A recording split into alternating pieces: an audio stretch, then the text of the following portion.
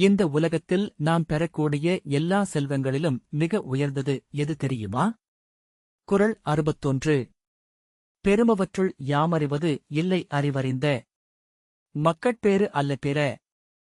தமிழ் பொருள்: நாம் பெறக்கூடிய எல்லா பொருட்களிலும் அறிவுடைய குழந்தைகளைப் பெறுவது போன்ற பெரிய செல்வம் வேறு எதுவும் இல்லை. எளிய விளக்கம்: பணம், வீடு, நிலம், பதவி இவை எல்லாம் கிடைக்கக்கூடியவை. ஆனால் நல்ல அறிவும் நற்பண்பும் கொண்ட குழந்தைகளைப் பெறுவது மிகவும் அரிதானதும் உயர்ந்ததுமான செல்வம். உதாரண கதை. ஒரு கிராமத்தில் இரு நண்பர்கள் இருந்தனர். ஒருவரிடம் அதிக பணமும் சொத்துகளும் இருந்தது. மற்றொருவரிடம் சாதாரண வாழ்க்கை மட்டுமே இருந்தது. ஆனால் இரண்டாவது மனிதருக்கு நல்ல பண்பும் அறிவும் கொண்ட ஒரு மகன் இருந்தான். காலப்போக்கில் பணக்காரரின் சொத்துகள் குறைந்துவிட்டன.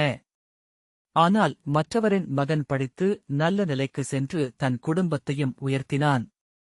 இறுதியில் மக்கள் யாரை மதித்தார்கள்? அந்த நல்ல மகனைப் பெற்ற தந்தையையே. இந்தக் கதையின் பொருள்: பணம் அழியும், ஆனால் நல்ல குழந்தை குடும்பத்தையும் சமூகத்தையும் உயர்த்தும். அதுவே உண்மையான செல்வம்.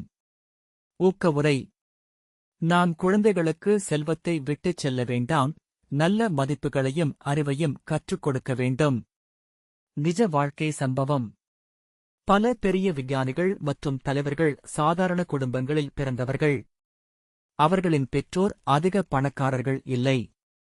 ஆனால் அவர்கள் கொடுத்த கல்வி, ஒழுக்கம், முயற்சி அவைதான் அந்த குழந்தைகளை உலகத்துக்கு முன்னுதாரணமாக மாற்றியது.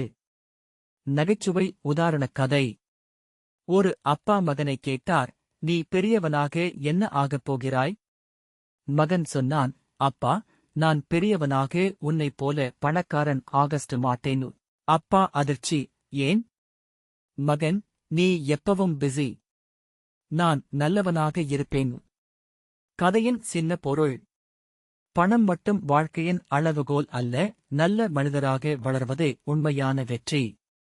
மீண்டும் குறள்: பெருமவற்றுள் யாமறிவது இல்லை அறிவறிந்த மக்கட்பேறு அல்ல பிற. தமிழ் பொருள்: அறிவும் நற்பண்பும் கொண்டு குழந்தைகளைப் பெறுவது போன்ற உயர்ந்த செல்வம் வேறு எதுவும் இல்லை. அடுத்த குறளில் சந்திப்போம். நன்றி. இந்த மாதிரி தினமும் ஒரு திருக்குறள் விளக்கம் பார்க்க கீழே இருக்கும் சப்ஸ்கிரைப் பட்டனை அழுத்துங்கள்.